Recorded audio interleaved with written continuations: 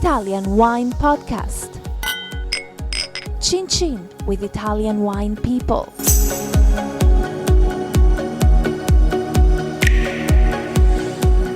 Hello, my name is Monty Waldin. I'm with writer Ian Daggeter, the world's greatest specialist on Italian wine grapes. We're going to talk about Prosecco, which everybody knows is a very famous sparkling wine, but it's made from a grape with a strange name called Glera. Can you explain what the difference between Glera and Prosecco is, please, Ian? Oh, yeah, sure. It's very much like Barolo. Barolo is a wine, and the grape is Nebbiolo.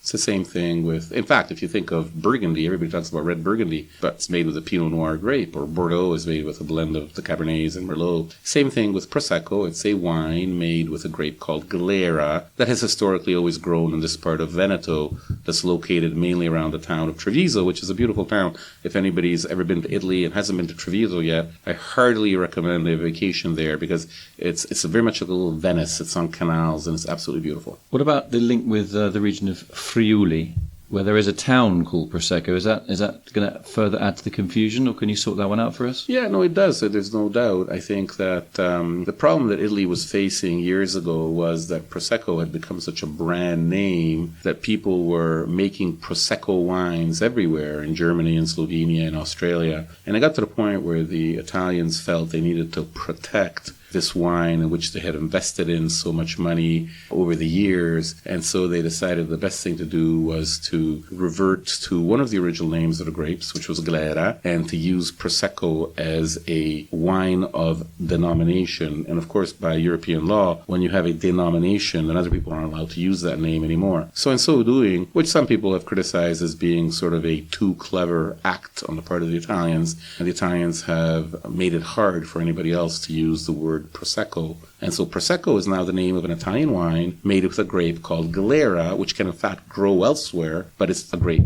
The wine is Prosecco, and Prosecco is Italian. Yeah, but it's fair enough that Italy wants to protect its Prosecco baby, right? I mean, I don't think that's a bad thing to do, yeah? No, I think it's fair. I mean, the champagne producers have done the same thing. You can only make champagne in Champagne, right? Totally. So. People forget that Champagne even got a company like Christian Dior to change the name of his perfume. Dior came out with about 20 years ago with a perfume called Champagne, and Champagne people were able to get that repealed. So it's only fair. I mean, Italy has invested money and time and energy in creating a world-famous wine like Prosecco. And of course, everybody and their sister now want to bank on that and want to cash in on that. And you can make a case that it would be unfair for them to do that. So I'm totally okay with this. Okay, the next question. Obviously, most white wine is sort of still. How does Prosecco get its fizz? Prosecco is one of these sparkling wines made with what is called the Charmat method. Charmat is a Frenchman who actually copyrighted a method invented by an Italian called Martinotti. And what they do is they just put huge amounts of wine into pressure cookers, what they call autoclaves, and they add a certain amount of sugar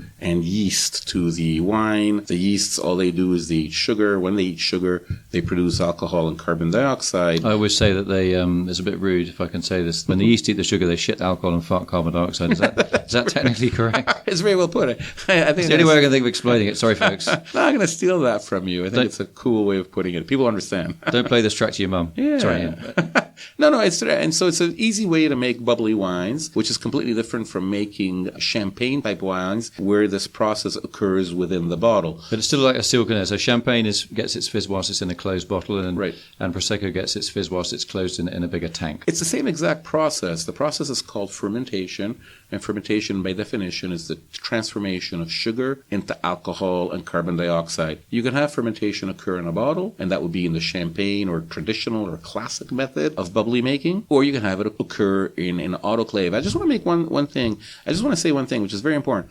When I explain this in this manner, it becomes almost automatic to think, well, these people are making a gazillion liters of wine in pressure cookers. It's got to be cheaper than the stuff made in the bottle. Cheaper in the sense that it's less expensive because clearly you have less manpower hours required and you've got bigger volumes made. But in fact, it is not, and this is key, it is not that one method is better than the other, because Because what we've seen, even from scientific studies and just tasting away, that there are some grape varieties that, for some reason, this is not clear, perform better with a different method. And Glera, for whatever reason, is a grape that really exudes its charms when it's treated with a Charmat-Martinotti method. And there are people who try to make Glera wines by re-fermentation in the bottle. They're becoming actually very popular, but I'm not totally sure that really serves Glera best. The wines are, of course, very interesting and good, but they're less charming and less fun. What is the difference between a Glera fermented like a champagne? Does it taste more yeasty, more bready, more buttery, whereas a Glera fermented just in the tank tastes sort of green fruit flavor? That's totally true. I mean, the main thing is that when you ferment it in the bottle, you lose what I think is the greatest thing about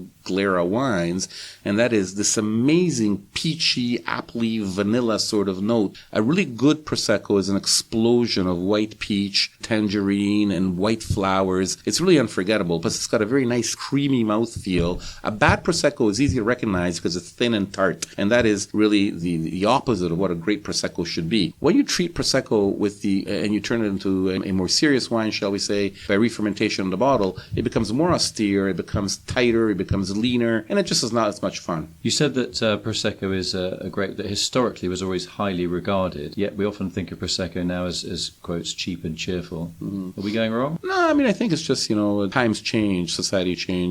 Historically, Prosecco wines were actually always a blend of different grapes. In the Veneto area, they use Glera, of course, but they actually use other varieties called Boschera, called Pereira, called Bianchetta Trevigiana, and Verdiso. And each one of these varieties added a little something. For example, Verdiso adds perfume, and the Pereira adds body.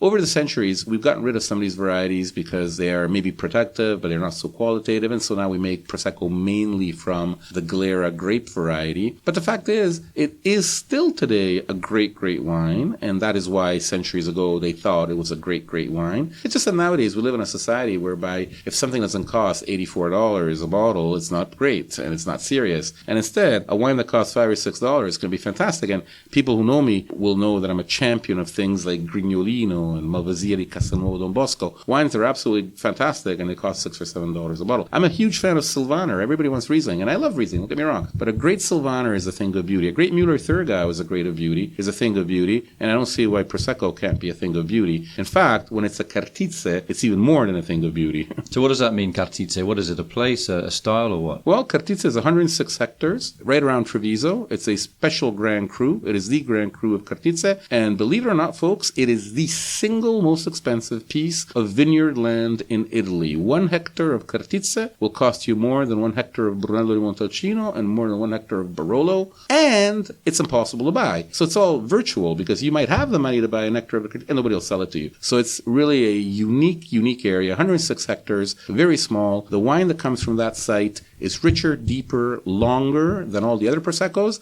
It's also sweeter because the Cartizze Hill, very well exposed, lots of sun, the grapes ripen, so there's always a bit of residual sugar. Most of those Proseccos are going to be labeled as dry, which actually is confusing because they're semi-sweet wines. And Cartizze is the best Prosecco out there. You said in your book that the Glera grape, which makes Prosecco, is not very pest-resistant in the vineyard.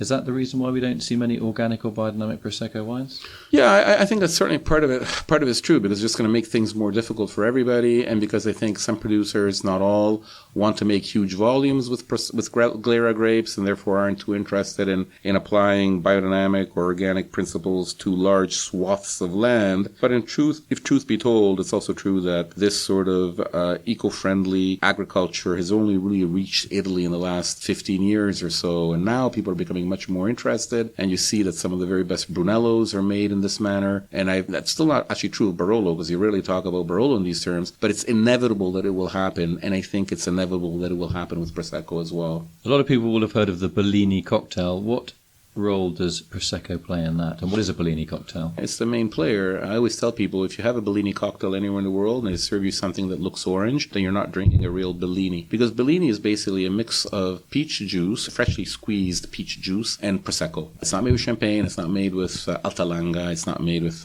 any other sparkling wine. But Prosecco has this amazing note of white peach. And therefore, a true Bellini cocktail, as invented by Arrigo Cipriani, the owner of Harry's Bar in Venice, is parts of white peach juice, and of Prosecco, because the two mesh very well together. So a great Bellini is actually pale, creamy white, creamy off yellow in color. It's not orange at all. Great. Well, let's wrap this interview up because I think we can go and have a Bellini cocktail and you can make it. I'll have two. Thanks, Ian, for coming in, for telling us about the Glera grape, which makes the Prosecco sparkling wine. Been a pleasure to talk to you. Thank you much. Follow us at Italian Wine Podcast on Facebook.